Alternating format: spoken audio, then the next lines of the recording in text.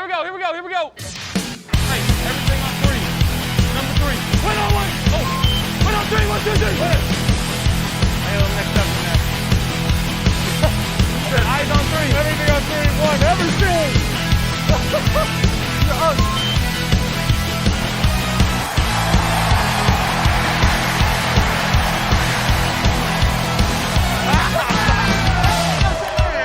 You are now listening to the Fantasy Football Bros Podcast.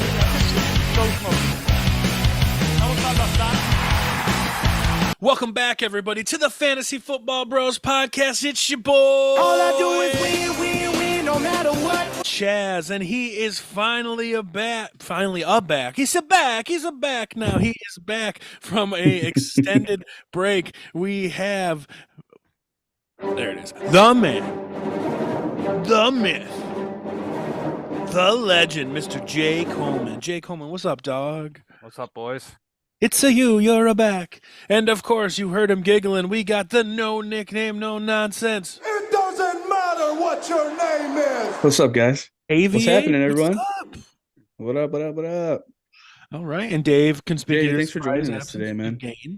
Yep. Hope you're not dying. No, it sounds like Dave is. Yeah, Dave sounded like he was in rough shape.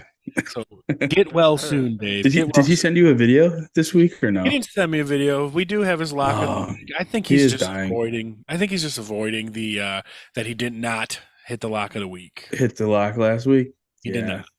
Even though I warned him, you heard me, Adam. I warned him. I warned him about that. But we'll get to that later, and we're here to talk about fantasy football news and notes to start off. And the biggest news that came out this morning is out of nowhere, seemingly, Deshaun Watson out for the year. What do you think about that, Adam? Yeah, apparently he has a broken bone in his throwing shoulder now. All of a sudden, I have no idea where that came from. I mean, I know I've had him on my team for a little bit. I know you picked him up. Especially in the Fantasy Football Bros League. It was kind of shocking, actually. When did he break it is kind of my question. Was he struggling with it for the last 2 games that he played? But I don't know. I guess it probably hurts them on offense a little bit because we saw what Dorian Thompson, whatever his name is, could do. But they do have a really good defense. But I just don't know if that's going to hold up if they can't score any points. So, Jay, does it make you feel any different about any of their weapons, i.e. Amari Cooper, Ford, Joku? I mean, I think Ford's probably going to be fine. Maybe their wide receivers, tight ends might drop a little bit, but well, we got to give. We'll just call him Dirt, D-R-T, Dirt. We got to give Dirt a little leeway. He started 1 game in the NFL, and that was against the Baltimore Ravens, which is one of the best defenses in the league. Yeah. So he was a rookie.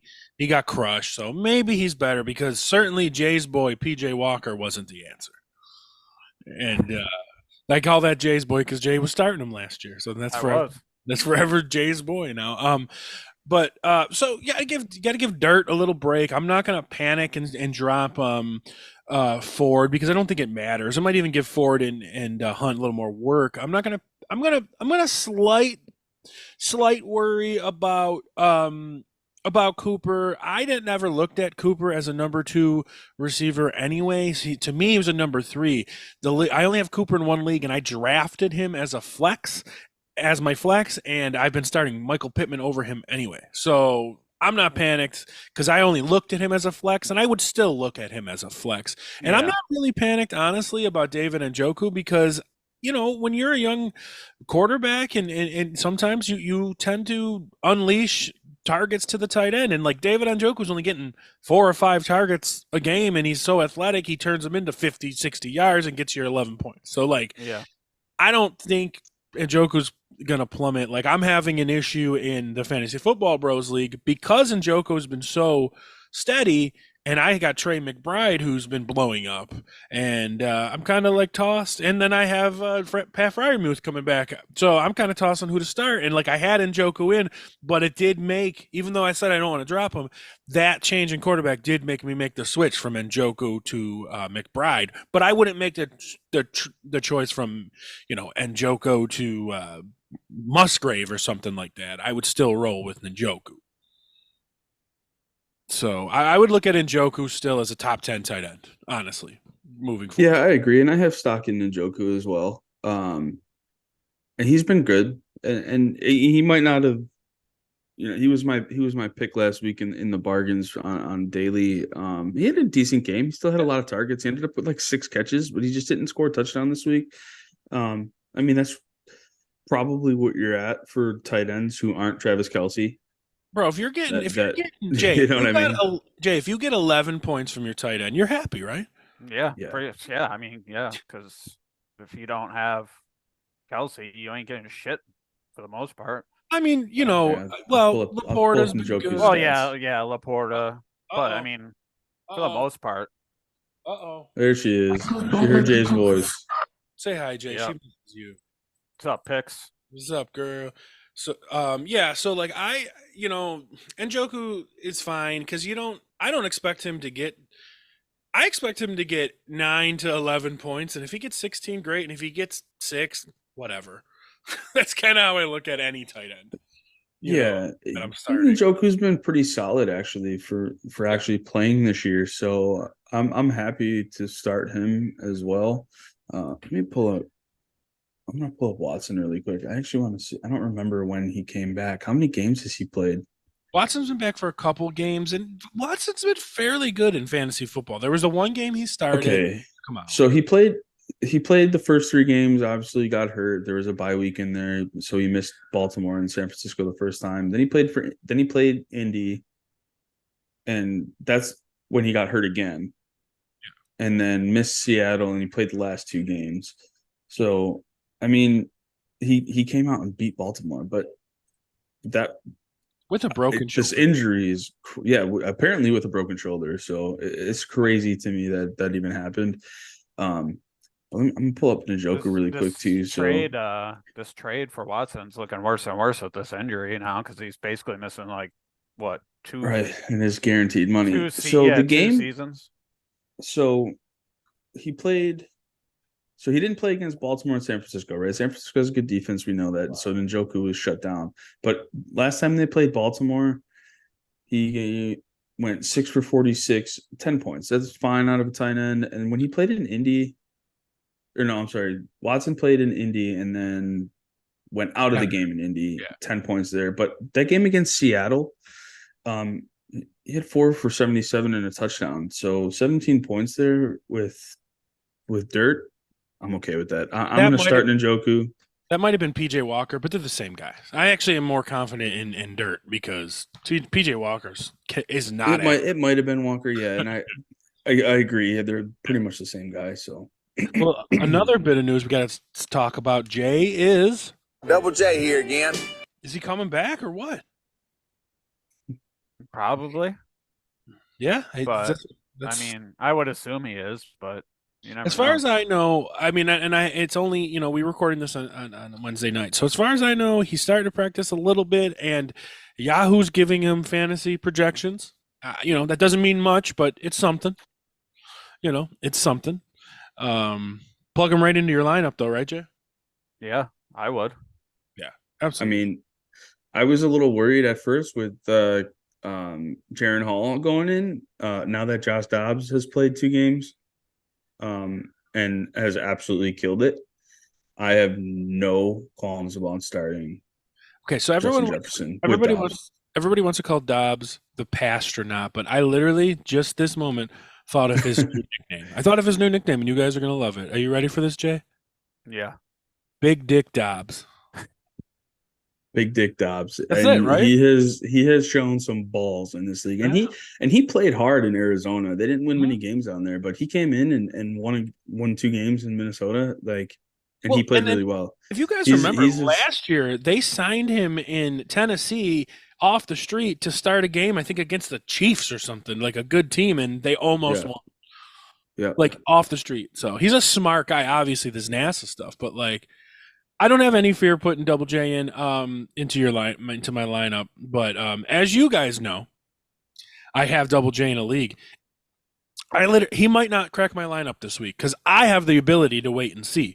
What would you guys do in this situation? You have to bench one of these. I'll start with you, Jay. You have to bench one of these wide receivers in a PPR league. Jamar Chase, Justin Jefferson, Amon-Ra St. Brown, Keenan Allen. I got to bench one of them. Say those again. Justin Jefferson, Jamar Chase, Amon-Ra St. Brown, Keenan Allen. One of them's got to sit. I mean, PPR, Amon-Ra and Keenan are PPR monsters. Yeah. Honestly, Jay, I'll let you answer first, and I'll tell you my first. I would only probably go with Double J only because he is coming back from the injury. So, like, he's more of you don't know what you're going to get to the other three. So the safest option is probably Double J. And obviously he has the potential to put up, 20, 30 points. So, like, it could bite you, but it's probably the safest option. That's the way I'm leaning. What do you think, Adam? That was my thought process as well. And the only reason why I think that too is I agree with Jay. I think it's the hamstring injury that he's coming back from. Those are tricky. You never know. He was eligible to come back week 10 though, and they sat him another week. Last week he was eligible to come back. So we're going into week 11 here.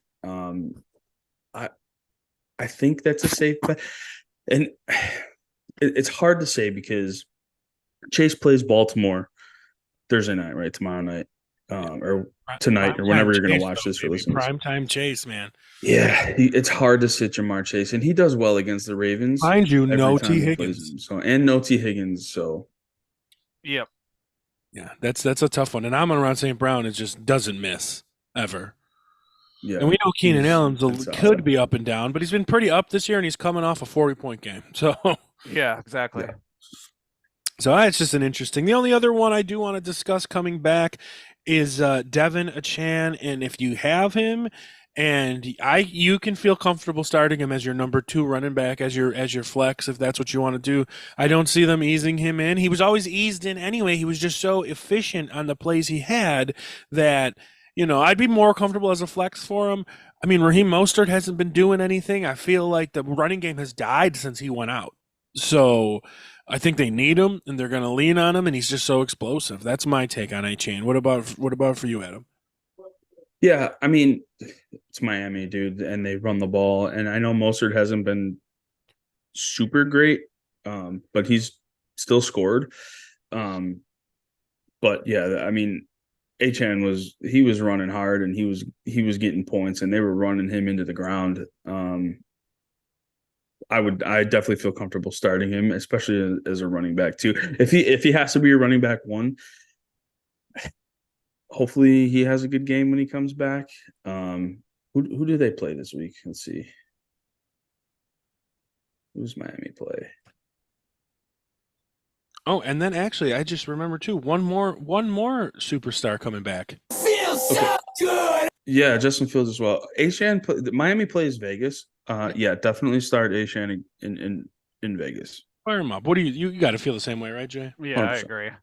Yeah, and of course, fire up. They're in Miami too. So yeah, they always play better in Miami. But yeah, and I forgot about Justin Fields. So fire Justin Fields up too. Like that guy is playing for. He plays Detroit. Yeah, Detroit 100%. Just let 40 up. Like their defense is a little overrated. So like fire up Justin. That's why you shouldn't be scared of Baltimore's defense either, is because Cleveland just put up, 30-something points on them and beat them. So yeah, they're definitely beatable. They're definitely still very good, but start them for sure. Yeah, I agree with Jay, and I think JJ's got to sit one more week, and then you just got to you just got to figure out who to sit after that. But that's just it's gonna be matchup based. Not many people are blessed like me in that scenario. So okay, that's true. Settle down. No, not many people have that problem. So if you're if your problem is, do I start Justin Jefferson over, Amari Cooper? The answer is yes. Yes. Justin Jefferson is still probably a top 12 receiver this week. So I'm just blessed in that one league, and I wish it was the Fantasy Football Bros League. But nonetheless, let's get into our top performers of the week.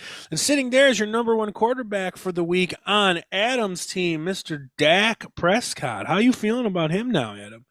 I'm feeling really good about him, to be honest with you. And the reason why I feel really good about them is because their defense is also scoring and they're still just running up points on teams. And I love it. And I love that offense. As much as I said this in the group chat, as much as I'm not a big fan of Mike McCarthy, but if he's going to keep doing this and he's going to let Dak throw when they're already up 35 points, I'm here for it. And I also have CD Lamb. So that combo there for me is working perfectly. We'll get into him when we get to wide receivers, but he's working. Yeah, I have that same combo in another league, but look who's at number 2, Jay, your boy Herbert. So he finally hit the top of the leaderboards for the week. He's been doing still can't win a game though. No, true. But by the way, Dak, I didn't say for people at home, Dak had 38.8 points, and then Justin Herbert had 29.4. Jay, if you can read, who's sitting here at number 3? Say the name. Say the right name. Joshua Dobbs. Oh, that's not the name we gave him. Whatever you gave him as a nickname. Big Dick Dobbs. Big Dick Dobbs sitting at number 3. That's got to be 3 weeks in a row. He's like in the top 5. So he's been up there. He's definitely a viable starting quarterback. If you can get him in your leagues, get him. Pick him up off free agency. We talked about him, and I remember me specifically saying when he got traded that he is on the radar to keep starting in fantasy football, given these weapons. And do you realize, guys, that the Vikings went 5-0 without Justin Jefferson? Yeah, I did. They were 0-4 or something when Jefferson got hurt, and they went 5-0 without him. First of all, does that mean it? Does that say anything? Do they? Because I always said all they do is force the ball to Jefferson. Could that be true? And now it's kind of exposed. Yeah, it could be. I think it might be a little bit, yeah. And you have a guy who comes in here, Dobbs, right? Who's not Kirk Cousins, and even Kirk Cousins, he was finding all of his other receivers, whereas before he was forcing the ball to Jefferson. So teams are easily, hey, let's go cover Justin Jefferson and not these other guys. And now when he went down with his injury, everybody's just available now. So I think it was hard for teams to adjust, holy shit, we don't have to cover Justin Jefferson. Who do we cover? Right. And it was kind of shit. I guess they have some other good receivers too, because Jordan Addison is insane. Mm-hmm. Well, we have him at 3. We have a weird top 10 because it really is. Sam Howell's at 4, Geno Smith is at 5, Brock Purdy is at 6. He's back up in the top 10. Joe Burrow is at 7.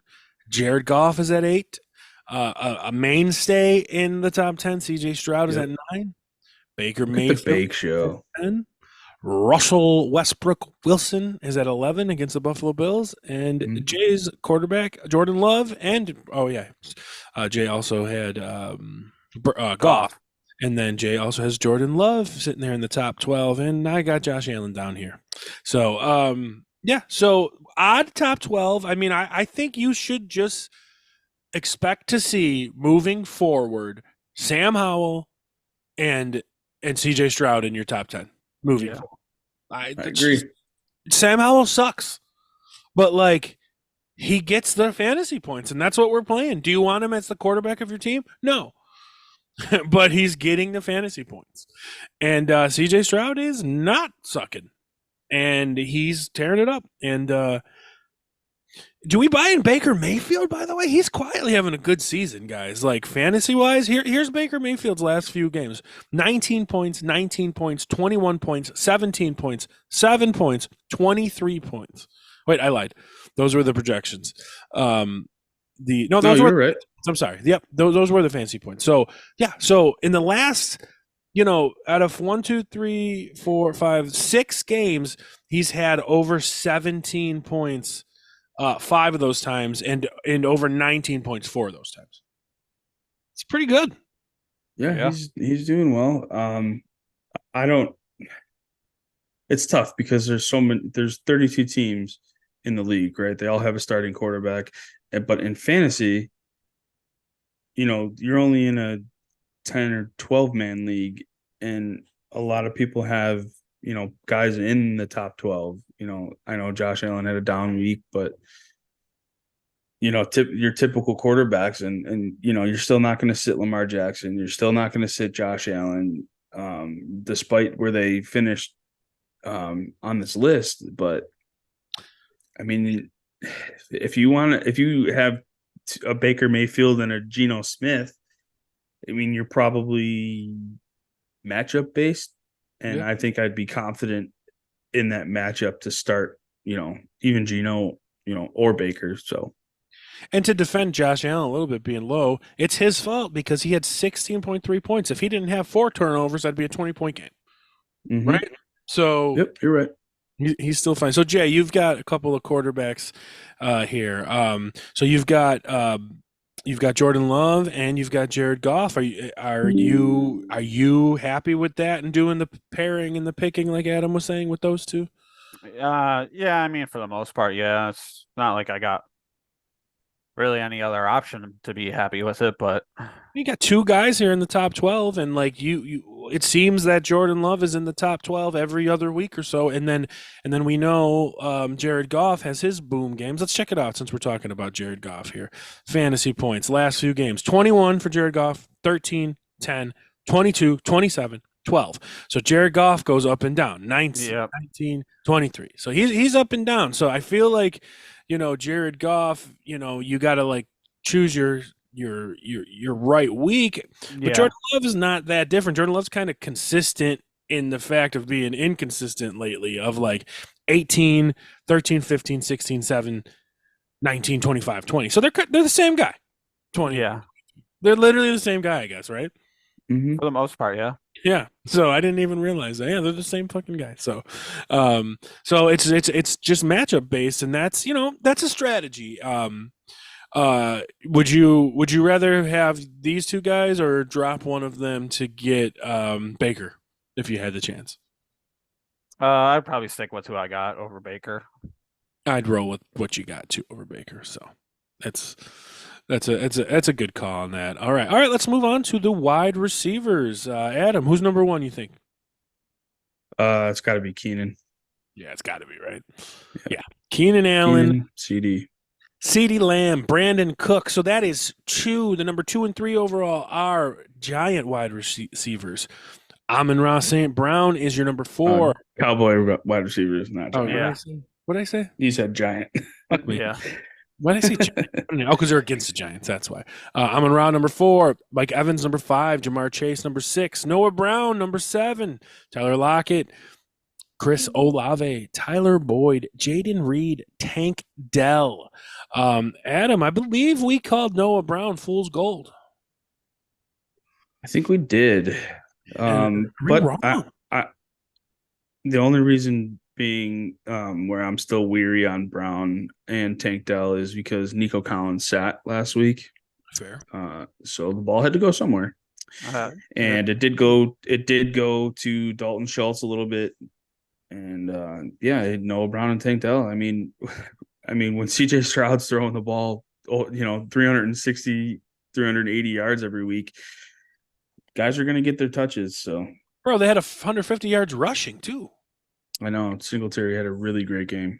What's your take on Noah Brown, Jay? I mean, you weren't here for that. We called him fool's gold. We're wrong for now. Yeah, we were wrong for this week. Yeah, for now you're wrong, but I mean. Tank Dell has been, I think,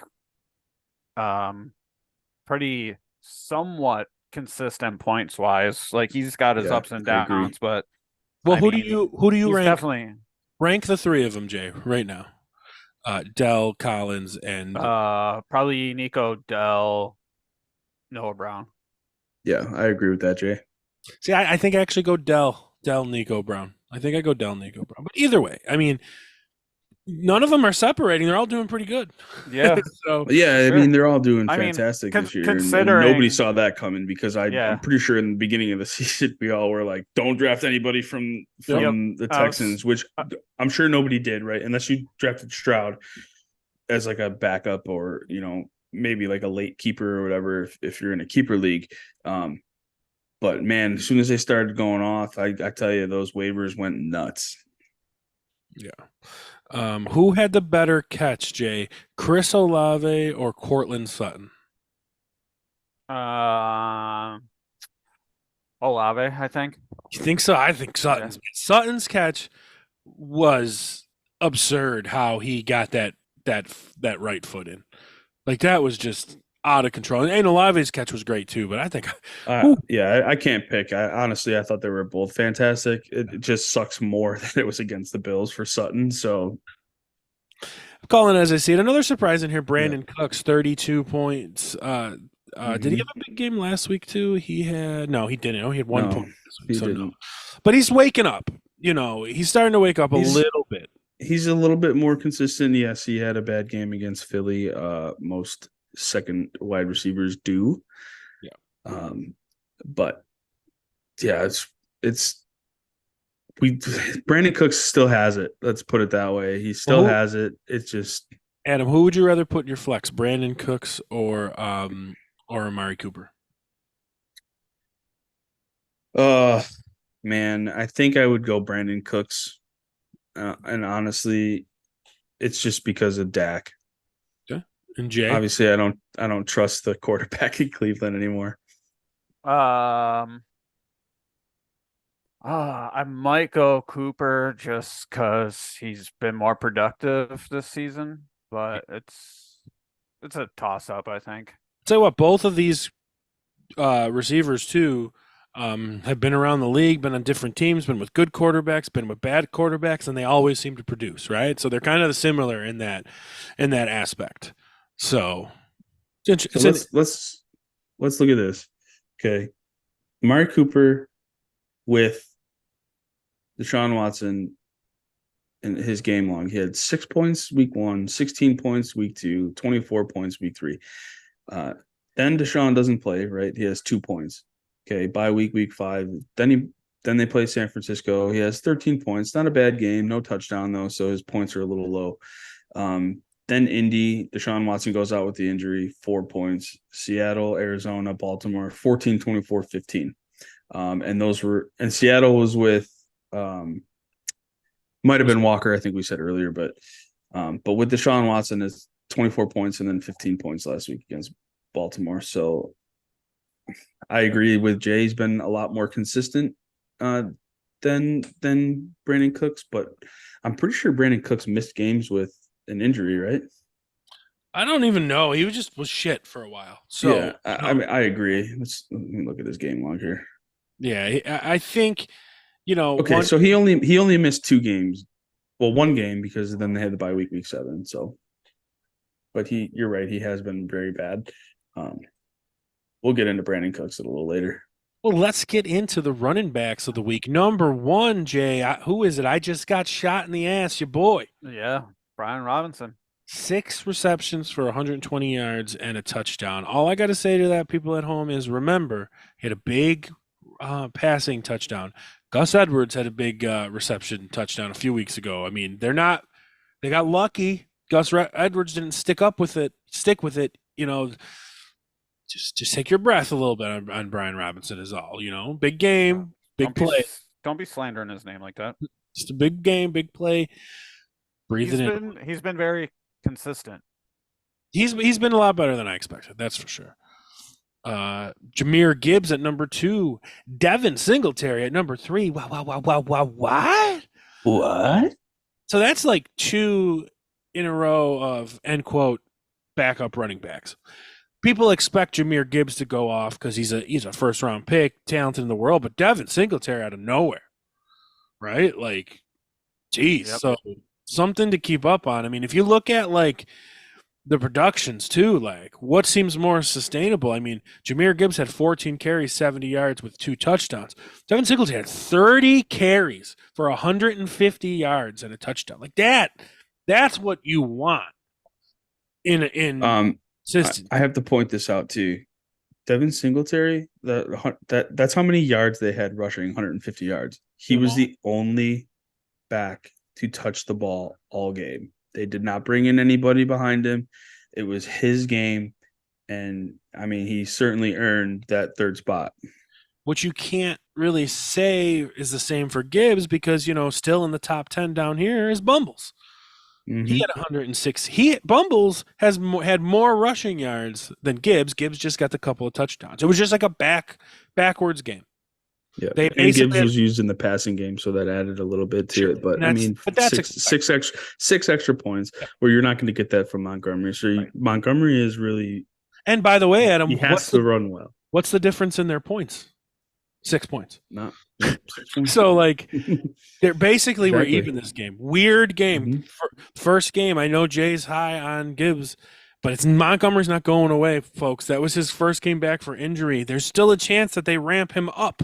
They had about the even amount of carries this week. There's a chance that next week it's 20 for Montgomery and 12 for Gibbs, right? I mean, you can't say that's not possible. Oh, it 100% is. So, but please go ahead, start Gibbs in your flex and stuff, everybody. And Singletary, I mean, I don't fear Dameon Pierce coming back. Dameon Pierce isn't a good running. I don't either. I don't think so either. And you are totally okay to drop him. Yeah, I don't know. Like you got Kenneth Walker at fourth. I mean, this guy keeps popping up. What a steal this guy is for some people. He was going so late. So I actually drafted him 2 years ago in one of my leagues in the 11th round. And I was able to keep him in this year's draft in this league in the 11th round. And he has been a very good starting running back for me. He had a couple games in there where it was weird and it had to do with the injury, but he looked good last week. And I want to say that came on a reception, right? It was a 64. Yeah. Okay. So he had one reception and 64 yards, and that's where the touchdown came from, but he still had 19 carries. Yeah. That's big. Like, and that's a lot. And it surprised me with the next one, Austin Eckler, 19 carries. I didn't think. I mean, how did he carry the ball 19 times if fucking Justin Herbert threw the ball 97 times? Like what? I can't understand it. But a great game by Eckler. Chaz's play of the week, Javonte Williams, 21 carries, 79 yards, 4 receptions, 31 yards, and a tutty. I would say I hit that one out of the park. Yep. It's a top 6. Of course, Christian McCaffrey is 7, Rashad White 8, David Montgomery 9, and then back-to-back Steelers, Jalen Warren, Najee Harris 10 and 11. Yep. I pretty much fucking hit that 50-50 split on those two guys, and they are running them almost dead even. 15 for 101 in a score by Jalen, 16 for 82 in a score by Najee, and guess what? Najee has more receptions actually. Yeah. By one, yeah. You wouldn't think, but yeah, dead even points too. 19 and 17, like that's the touches for both running backs in Pittsburgh. 19. I'm glad to see Najee finally finding his rhythm, and the Steelers hammering him a little bit. It's good to see because he was probably a high draft pick in a lot of drafts too. You're probably thinking he's probably your running back 2 in most drafts at that point. So, but I don't know if you guys got thinking the news, second, third round, but if you saw the news yesterday, Jalen Warren is named the starter moving forward. It's not shocking. Wow, I did not see that.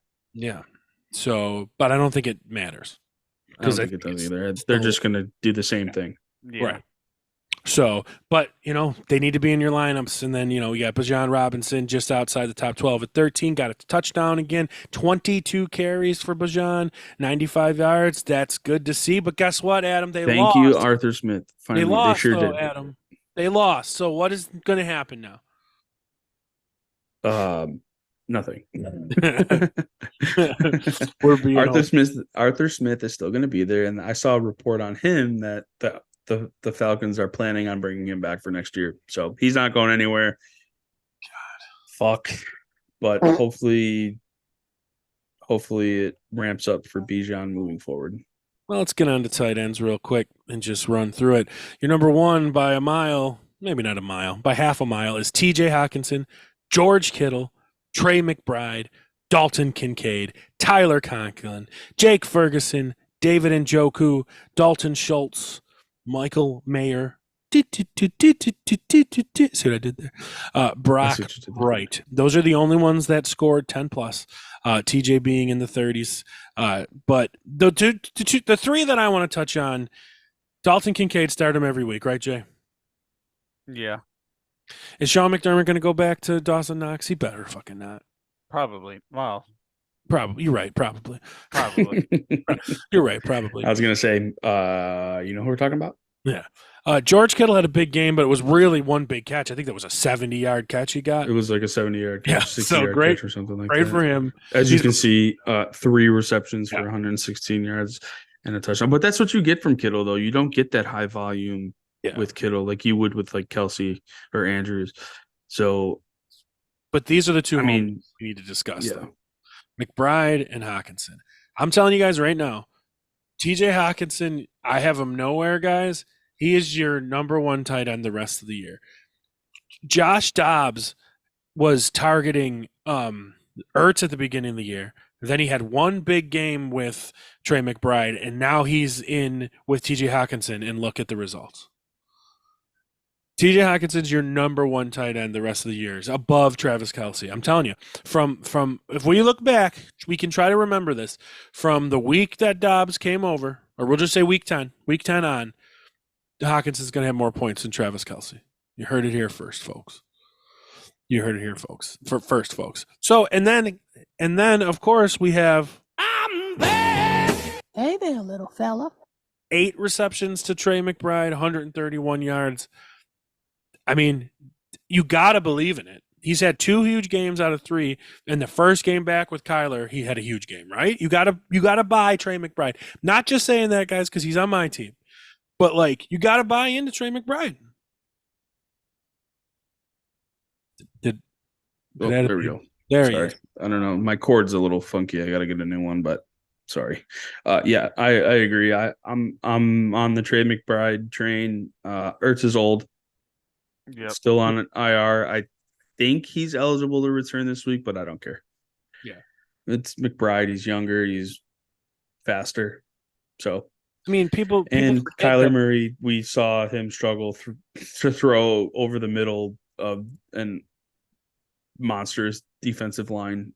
So he's going to be rolling out looking for his tight end a lot, I think. And just to remind people at home, like Trey McBride isn't some weird like guy they pulled off the street late. Like, no, he's been there for a bit. No, he's in his second year. He was their second. Is this round only pick. second? I thought it was his third. He was their second round pick last year, and I believe he won Even better. I believe he won the top tight end of the year, and I believe he was the first tight end drafted last year. Could be wrong on that, but like, yeah, he's not, he's not like just some random big white guy that's on Cincinnati that showed up last week, right? Like he's not that. No shit. This guy is a talented guy. So, do you believe in him, Jay? Yeah, for sure, and especially when it comes to tight end. So I mean, yeah. Oh, Tanner Hudson. That's the guy we're talking about. Tanner Hudson, the big random white guy on Cincinnati, out of nowhere. So, all right, there's all your top performers. We'll just glance real quick at kicker and defense for the fuck of it. Jason Myers had 21 points. Holy shit. I don't even think I realized that. Wow. And who has him? Look at that. Jay Coleman, ahead of the curve, Jay Coleman. Yeah, look at that, Jay. And, I got the 5th overall guy. Look at us, Jay. Yeah. Go ahead and find Justin Tucker on this list. I was about to say that. Oh, goodness. Okay, so if he's 5, 6, 7, 8, 9. Okay, so Santos is 10. Oh, goodness. Guys, so, Justin Tucker, 17? way down there. 17? So enjoy him in the 10th round. 7 points. Yep. Enjoy him. And he was a lot of people's like 9th round pick. Guys, Well, stop. Some people's like 5th round pick, so Some it See, didn't can you do pull Donnie up any the- favors here, this week. I'll pull up the draft. I want to see where Tucker went. Bro, you know who's not on this page, I think, is Tyler Bass. He ain't even in the top 25 this week. No. Whose team is he on? Soul Crushers. Interesting. Let's see. And then we'll pull up the defense, top defense of the week real quick. It's got to be Dallas, right? No, San Francisco. Yeah. San Francisco, Indy, Cleveland, Baltimore. Okay, so this one isn't too bad. Justin Tucker was drafted in the 12th round. It's too early. In but a that's still 19 way round too draft. early. In a 19 In a round 19 round draft, he was drafted in the 12th round to be the best kicker in the league because we know he's got a monster leg. He can hit 60 yarders like it's nothing. But even then, he's kind of struggled on those long ones lately. So he's probably losing a step, but I am just so sick of people drafting kickers early. Please just wait until the last round. You have better players you can draft. Brock Purdy was taken in the 13th, right? Like, let's look at Raheed Shaheed. He's not fantastic, but he's had better game. Like, he's had pretty good games that he could have been drafted there. Curtis Samuel, who's been a part of Washington's offense for a while, he's been hurt, so I understand his numbers are down. But it was a little some of these better guys in after that, like we've crazy. seen Tucker go in the 9th round, the 10th round. Yeah. Oh yeah, I've seen Tucker as high as 8. Yeah. Jay knows in some leagues. Wild. Oh, I know. Stop picking kickers early. Wait until the last round. Trust me, it doesn't matter. Kickers can kick the ball. Doesn't matter who it is. All right, guys, ready to move on? Let's move on. Hit the gong for me, will you? That's what I was waiting for. We're going to start with the graveyard. Ladies and gentlemen, long overdue, I think. And I gave him 1 week because he had a decent one. This week's fantasy graveyard, and you are okay to sit him on your bench. He should not be in your starting lineup. Aaron Jones. What? Aaron Jones is in the fantasy graveyard. He has not produced like he should, and there are better running backs than him. I'm sorry if you disagree with me, but Aaron Jones, you are in the graveyard. For me anyway. Okay, that's interesting. I mean, I'm not to sit Aaron Jones as top running back with absolute dog shit competition. And I'm not saying start Dylan over him either, but they just can't run the ball. Okay, fair enough. I'm Chaz Stanley, and I don't approve this message. But well, good thing it's my show. Mine and Jay's show. That's a tough sit for me, especially with running backs being so garbage right now. So that's a tough one to sit. But hey, man, that's what you chose. I mean, what did he have? 10 points? 9 points. Okay. I mean, Saquon Barkley had 7. Saquon is ass. So I mean, trust me, he's getting close to the graveyard too, and that's because of their offense. Yes. So look for next week. Look for Saquon Barkley to be in there. I didn't expect Saquon to be good against. I have a real graveyard pick. Chaz's boy, Jameson Williams. Yeah. Wow. Yeah. I mean, he should have already been in there. Yeah, should have, but Yeah, that's yep. Yeah, that's a good one too. What a waste of talent. Like that's I mean, Detroit looks good, and then they're just weird, stupid shit like this. They apparently told him that he's not going to play until he can learn how to block. So he can pound the ball with David Montgomery. Yeah, apparently. So that's what they told him. It was like, you're not playing until you learn how to block. So I guess he's just not going to play ever. Awful coach. Like, I mean, he's Sean McDermott right now. Like, Sean McDermott, everyone loved for the first few years, right? And now, look, right? Like, this is where Bumbles is. Like, this is ridiculous. He's such an idiot. Oh, he's such a fucking idiot. Okay. All right. Instead of swing, Xavier goes down the middle. Slam dunk. Get dunked on, bro. Come on. It's Sean McDermott, right? Like, Sean McDermott is who I'm dunking on. Like, what just an awful head coach. And I've been saying it forever. So let's see. Oh, you let the defensive coordinator take a year off. Okay, fine. You do that and your defense is mid. Oh, there's injuries. Tough. And your defense is mid. And your offense is dog shit. And your offense has been dog shit since October 1st. October 1st, the Bills versus Miami. They were good. That was the last time the Bills were good. Nearly fucking September. was the last time the Bills offense was good?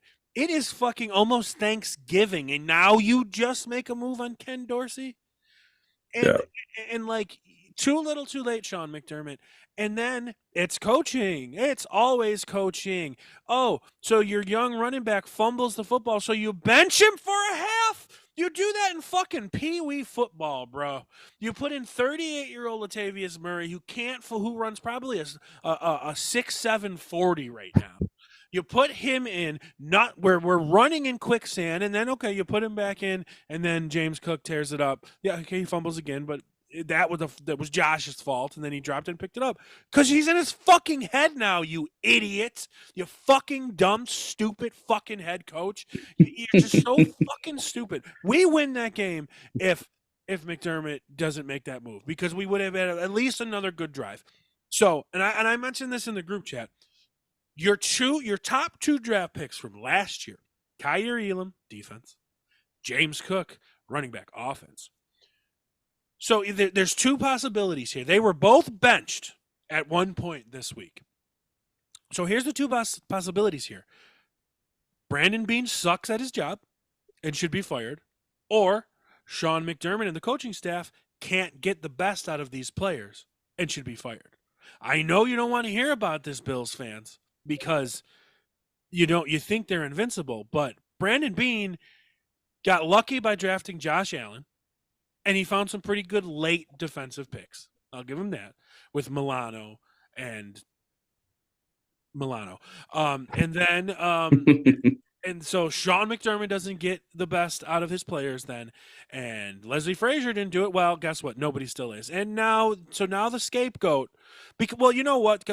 But you know, as much as I said fire Ken Dorsey, I can't believe Ken Dorsey had 12 guys on the field, right? I mean, isn't that the offensive coordinator to get the defense off the field and the special teams on the field, right? Yeah. Isn't that Ken Dorsey's fault, or is that the head coach and the defensive coordinator? Who's that? What? Huh? Who? Sean McDermott literally lost us that game because you had your guys not coached properly. Literally. And if someone's going to blame it on the special teams coordinator, okay, fine. Blame it on special teams coordinator. Who hired him? Right? Like, you mean the same special teams coordinator where 13 seconds happened when that all started? And then the same defense and everything? Like, I'm over it. I know he needs to be gone. I'm so happy he got rid of Dorsey because you can't get rid of McDermott until you get rid of Dorsey. So that's my done. Here's my take on it. So the Elam thing, we should have never drafted him anyway because he didn't even fit our scheme. But we're like, oh, we're gonna take this guy anyway. And he had a notebook, Jay. He had a fucking notebook, bro. So I mean, that was just a waste of a pick, whether that's Beane or McDermott or both. They're fucking dumb for that. Yeah. This is like the 4th or 5th game that we've lost in 13 seconds. Yeah. So who are you going to blame that on? Leslie Frazier. Yeah. This is also, he's also fired, 3 or 4 coaches at this point. So when is it up to him to get fired? Probably never because he's like their guy. But I mean, yeah, he's just not good. Like, he was good enough to get us out of the drought, but he's never going to get us any farther. Mm-hmm. And we're regressing at that point. And he's making everyone the scapegoat. And his mentality before he was the defensive coordinator / head coach / whatever the fuck he is, it was always next man up. No excuses. Next man up. Like, we can't, blah, blah, blah. But now that he's defensive coordinator, he sat there and was like, well, you know, we got all these injuries and blah, blah, blah, blah, blah. So he's fucking making excuses now because he's the defensive coordinator. Mm-hmm. And as much as I harp on what he did for James Cook, and why not bench Josh Allen then?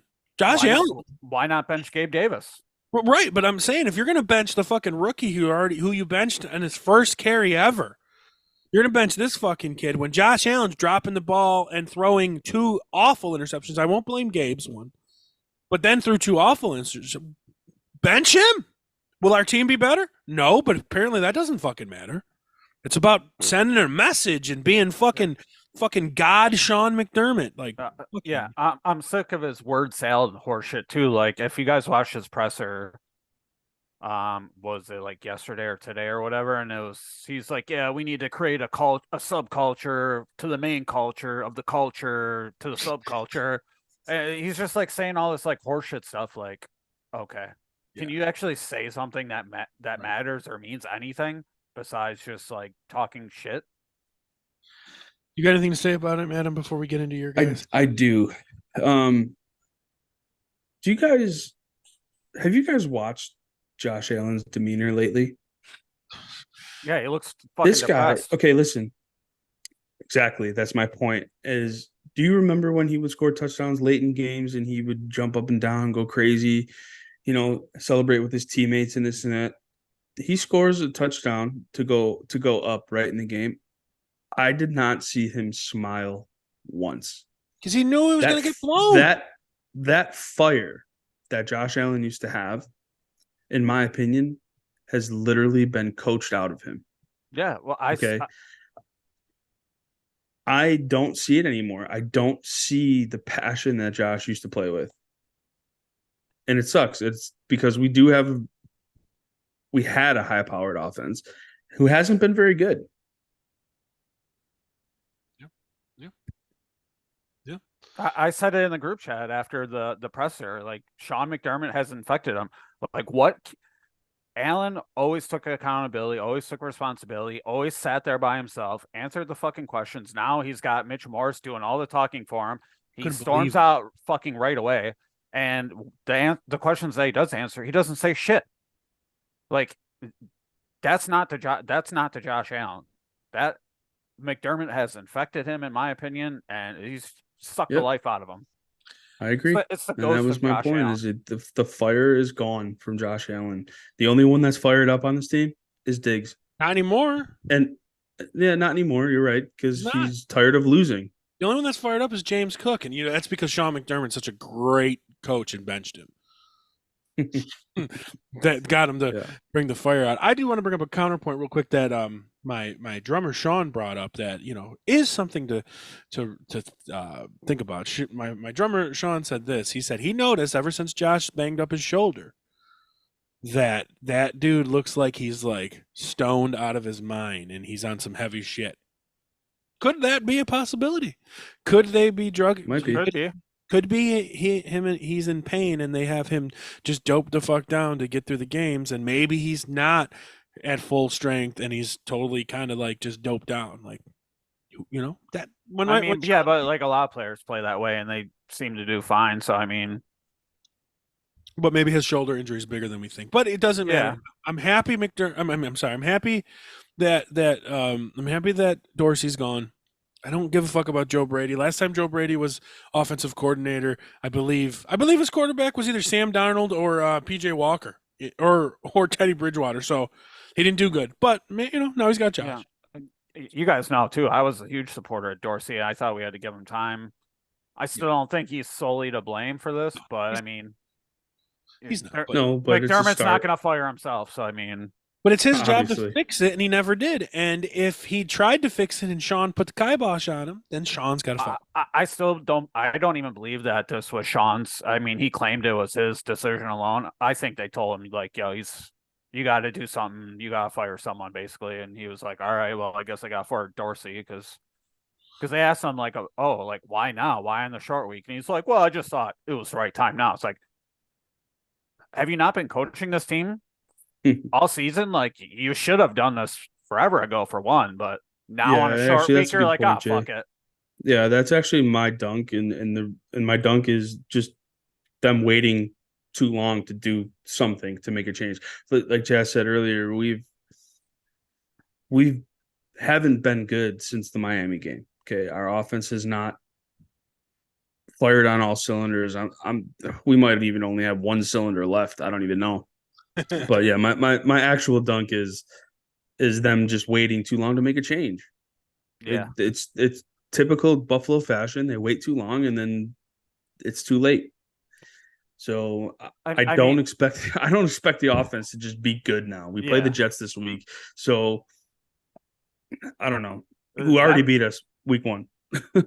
It was pretty telling last week when they were like, oh, we wanted to try some new things out on offense we're trying to find like it's almost Thanksgiving and you're still trying to figure out like where you are as an offense. Like, Yeah.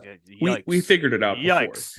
We had it. And then Dorsey came in and completely changed it. And now they're still trying to find it. It's like, no, man, you have to just keep going with what's working and what's good. And what you were calling wasn't working. Kudos to Josh for being an athlete and doing what he's told, right? He's probably in the headset going, okay, this is a play. It's designed for this person, right?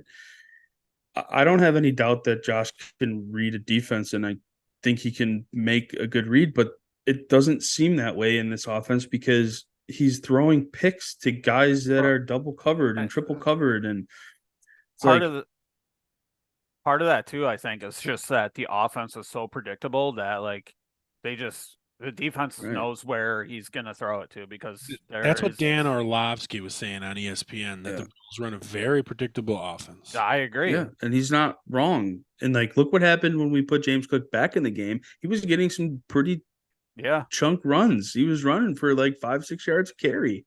You know what I want to see? I want to see an I formation. I want to see James Cook behind Josh Allen and Leonard Fournette behind Josh Allen. And Josh put his hand under Mitch Moore's ball sack and take the fucking ball and turn around and hand it. Yep. Twice a game. Can we manage that? So I want to bring this up. I had a memory that popped up on my book face, and it was from November 13th, 2022. That is 1 year ago, right, Adam? Whole year ago, right? Whole year. This was after, I'm assuming, this had to be after our loss to the Minnesota Vikings. And this is what I said 1 year ago. And this isn't where it started. I was already in here. This is what I said 1 fucking year ago. Is it time for a coaching change? The continual red zone inefficiency, calling a QB sneak from your own end zone, offsides on 4th and goal. This team is not coached well. Leslie Frazier refuses to adjust his game plan, and there's a reason we're giving up tons of points in the second half the last few weeks. So is Leslie Frazier's not there anymore? And the team is absolutely coached worse now. Absolute worse. So I'm happy that popped up to realize that I have been on this train for a long time. So welcome, boys. Welcome to the show. Please. Thank you very much. Jay, was that your official dunk? Yeah. Okay. So that's what I figured we were all going. So that was kind of the okay, you know what? That was, how about them Bills, baby? That was kind of that too. So we'll just cross both. It was all in one. Yeah, we'll cross both of them off. Let's get happy, boys. We don't need to talk about it anymore. Let's go. Time for a victory lap. All right, go ahead, hit it, Jay. Hit it. Oh, I'm going with myself. I did what the Bills couldn't do. I pulled both of my teams out of the depths of not winning in weeks, and I went undefeated this week in fantasy. So nice. Love it. Apparently, I'm a better coach than McDermott. Oh, duh. Sure. Duh. What the fuck are you thinking? I'm jumping on the bandwagon too because me too, brah. I'm victory lapping myself because I went 4-0 in my leagues this week, and not only did I go 4-0, I do need to gloat a little bit because I went 4-0 where the closest game, I believe, was 20 points. The one league I won 170 to 107. So that's a 63-point lead, 63-point win. And, of course, that was the league I had Dak Prescott, of course.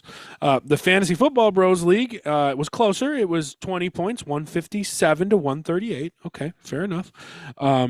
The Family League that I don't have Jefferson and I don't have Achane yet, I won the game 187 to 118. So that's a 71 point. That's a 71 point league. But that ain't even the biggest one. Well, I think that it's technically the biggest one. And just because he's not fucking here to defend himself. In Dave's league, Zags' league, Dave rolls into the matchup. He's in first place. Dave was in first place coming into this at 7-2, and I started this league 4-0, and I'm going into this game 4-5 because of all those rash of injuries I've said. This is the league that I've lost. I lost Bumbles, and I lost Higgins and Connor and Achan. Like everyone was gone, right? So I walk into this fucking match against Dave, and I beat him 155-105 by 50 points. I knock his ass out of first place. I get myself back on the winning track in his league. Huge performances in this league. I had Justin Herbert. I had Keenan Allen. I had Bijan Robinson. I had Trey McBride. I had David Montgomery. I crushed this man's soul. And this is a not PPR league that got 155. So I crushed this man's Pretty soul. impressive. With, mind you, Michael Thomas getting a boo-boo on the first play of the game, getting 1 point. so that is my victory lap. I know he's not here to defend himself, but it was nice. I mean, how do you defend that? It's nice to go 4-0, and especially that team. I was 4-0 with that team and lost 5 games in a row. So I'm so happy to be back. So yeah, that's mine. So what's yours, Adam?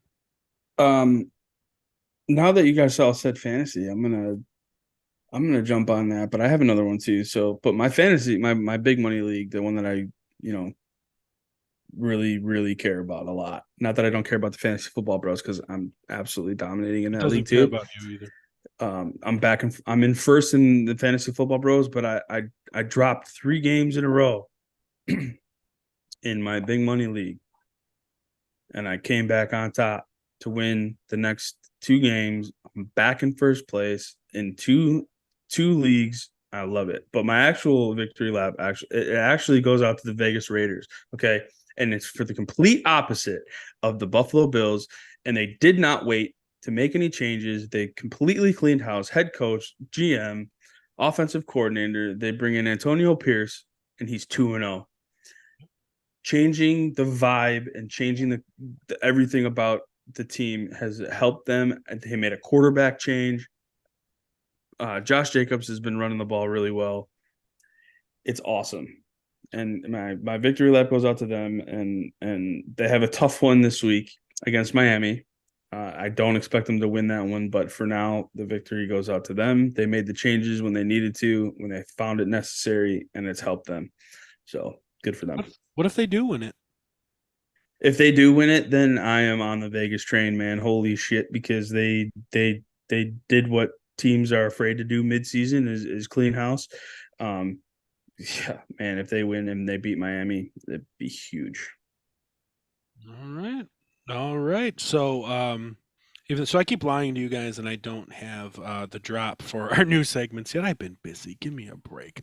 Jay, though, who you want to fuck on today? Who you fucking on today? Fuck that guy, Tony Pollard, man. Yeah. Yep. Yeah, I completely agree. That is a good one.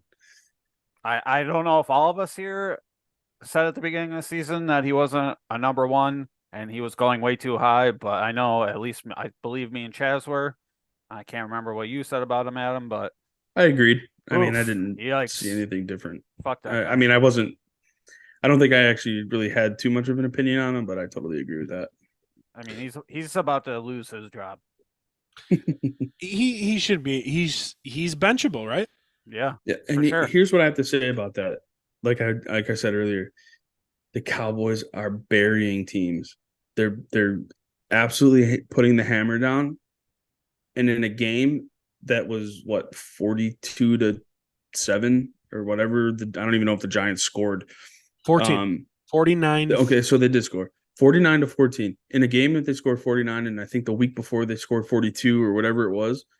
Pollard is still not getting the ball. He's still not getting fantasy points. And it sucks for people who took him as their running back 1. Yeah, so out of the last 3 weeks, they've had 2 weeks of over 40 points, and he's had 6.5 points and 5.5 points in those 2 games where they've scored over 40. Ridiculous. That's perfect. That's your best one of the year, I'm telling you. Because you went and dropped the hammer on Bijan, and you went and had one of his better games. So appreciate it. No. Let's see if you're a curse. What if Pollard has a good fluke game? What if Pollard has a good game next week? Maybe you're a curse if that happens. Maybe. We'll have to see. We'll have to see. All right. Okay. So I'm gonna go with my start of the week. Last week, my start. So I'm three weeks in a row doing pretty well here, but last week was a hammer, right? I dropped a hammer down, and we're gonna go with one of my baby boys this week, and we're gonna go with DeAndre Swift. Coming off a bye, playing in the biggest game of the year against the Super Bowl champions. Super Bowl rematch, Kansas City. DeAndre Swift, they did not have in the Super Bowl last year, and the boy could they have used him instead of Miles Sanders. So I have a feeling that they're going to have a heavy dose of DeAndre Swift in this game against the Chiefs on Monday night. And damn it, 2 Monday night games in a row I picked. But it's going to be a heavy dose of DeAndre Swift. Kansas City's got a good defense, but they're going to shade coverage to the outside receivers. Dallas Goedert ain't playing. So I'm expecting Swift to have a bunch of carries and like 5+ catches. And I think Swift's going to get you. When I'm picking player of the week, I'm hoping 20 points. If my player of the week gets like 15, I'll still call it a victory.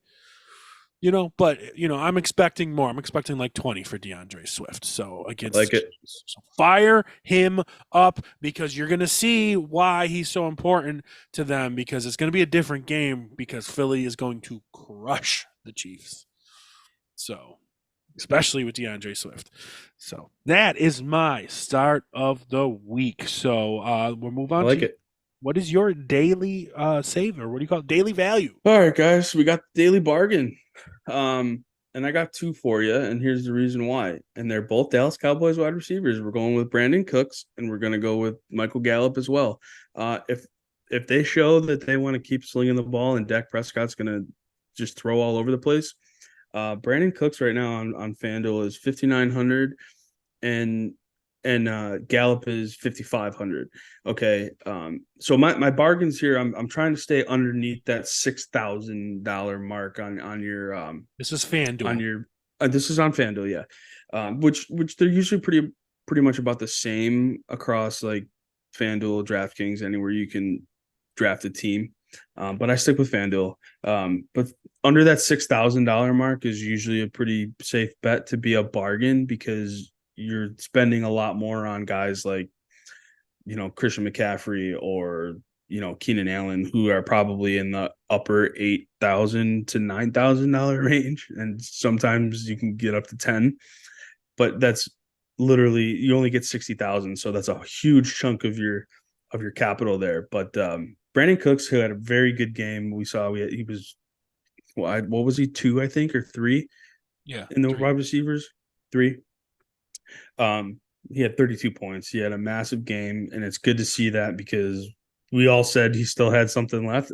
We saw it last week, and the week before he had a little bit of a stinker, but the week before that, he was in that 15 to 20 point range. And Gallup, who's been non-existent, finally found some life, but he could be the one that could win you a daily fantasy matchup. And they play Carolina, who has been beat a lot. Yes. So yeah, let's go with those daily bargains there for you. Put them in your lineups, save some money, and you got to start Dak then on the top end. You can, yeah. I don't doubt. I don't. I'm not going to say don't start Dak because you should. I mean, he's no value. Like I said, but he's another one. He's up there. He's probably in the $8,000 range. Actually, I'll tell you right now. So if you're going to go start Dak, he's actually the third quarterback on the list. Yeah. I don't know why Josh Allen is still number 1. And you have Josh Allen, Justin Herbert, Dak Prescott, who's 8,500. So yeah, so you save a little bit of money on Brandon Cooks or Michael Gallup, and you can spend a little bit more on the top half. So all right. Well, we'll move on to Dave's Stone Cold Lock of the Week since he blew it last week and he's acting like he's sick now and he's not here to defend himself. He's hiding from the camera. He doesn't want your comments. I called it, but I do like his Stone Cold Lock of the Week. He is taking the game is Minnesota Vikings and Denver Broncos. He has taken the Vikings at +2.5. And his reasons are the Broncos aren't that good. The soft line coming off the Bills win. The Bills beat themselves. The Broncos didn't. Dobbs puts them in their place. I'm sorry, Big Dick Dobbs puts them in their place. There you go. So yeah, he's taking the Vikings, and I'm totally with him. Totally, this is a great call. Yeah, Yep. I like the pick. Vikings have been playing some good football, and it's without Justin Jefferson. It was without Kirk Cousins. I like it plus 2.5. I'll be taking it in my pick. I pick with Dave. We are the fantasy football bros, so I am on his train. He is 2-1, but I think he can go 3-1 this week. Yeah. So we made it, boys. And I just realized usually when I record this episode, I record it to my computer, and I'm recording it to the cloud. So if this fucks up, oh boy. Oh, we're fucked. Oh, I don't even know where is the cloud. Do I have to go upstairs or something? Is that a dad you joke? should just be able to search cloud, and the folder should come up, and you can actually download it to I'm gonna PC. But Dave, I'm gonna be calling you soon, buddy. If you're here, it's because I'm gonna be lost because it's recording on the cloud. And what is the cloud? Well, that's it, boys. We made it. well, we did another episode down. What is this? I think it's like episode 68. And it's not very nice. We're not the very nice yet. We're not at the very nice. We're getting there. We're getting close to. Should we have a party for the 69th episode? Is Ooh, that maybe. immature? in Nashville. Guys, I'm a filthy liar. This is episode 69. This is episode Oh, shit. 69. Oh my god! This guy doesn't even know the number of his own show. I know. Guess we gotta save the party for the 100th episode. Oh, this is we should. episode. Oh, we should have a party for 100 We did. if we did make the it that draft way. for 50. Yeah, true. All-time draft for 50. Fuck, episode Okay. 69. Oh, fuck. Oh, well, it's too late now. So, you know what? This drop deserves to happen. Unlimited. Hey, man. Deserves He to did. happen. Yep. He beat us, and his weak-ass arm. First of all, okay, he threw a rocket to get that touchdown. That was a Yep. rocket from Russell. And then his weak-ass arm on the pass interference made that play happen. So, Yeah, Yeah. that call is such fucking horseshit. but it was 100%. Yeah, I mean, You know? yeah, technically yes, but it shouldn't. I'm so be. tired of It should not be. Taron Johnson not turning around and committing pass interference penalties. It's so infuriating. They attacked him. But here's the thing. I got this from Jim Marino, West Seneca head coach. And I agreed too, and I forgot he brought it up. Third down, you bring the pressure, all out blitz, make the play happen, and then you call the same play on fourth down. You call the same play, all out blitz on fourth down, right after doing it on third down. You gave him the same exact look, so Russell literally could just loft it up because he knows everybody's one-on-one because you just seen that look, and you brought it. Yep. Awful call, absolute awful call, especially to Russell Wilson. Like he's not. I know we make fun of him, but that's not fucking Aiden O'Connell. Yeah, That's I not Tyson agree. Agent. Like Although Bajan's got some wheels, man. He can run. He's it's been not running about a lot. running. It's just about deducing the play. I'm saying, like, Right. Yeah. it's just about. So awful call. So all right. You guys ready for the song of the week? Let's Yes, get sir. it. Let me introduce you guys to something new you probably never heard of. All right, it's a band I like called Eclipse, and you probably never heard of these guys. They are like a Swedish hard rock band, kind of like like 80s. I want to say tingent 80s. This is their new album, Megalomanium. Not Megalomania, Megalomanium Eclipse. So this album came out, and then, like I said, they're like this Swedish, I don't want to say hair metal, but close-ish, a little harder. But for some reason, there's a song on this album called "Got It." All right, and it is like they sat down and said, "All right, we're going to write a song in our style, but we're going to pretend to be My Chemical Romance," and it's this really weird, like emo, punky, hair metal sounding song, and I love it. And it's not, and for you at home that are going to listen to it, it is not an indication of all their other music. So check out their other music, but this song is just so fun, and I just love it. So this song I like it.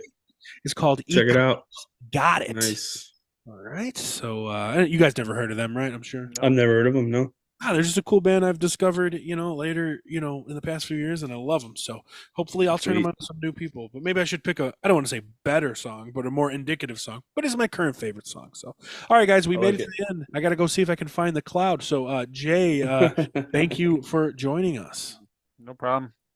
And as always, lately, Adam's on a roll here. Thank you for I'm joining on a roll, baby. I'm here. Thank you for having me again. All right, no problem. Dave, I hope you're feeling better. Fuck Sean McDermott. All right, guys, have a good night. See you guys later. All right, Peace. later, guys. You are now listening to the Fantasy Football Bros Podcast.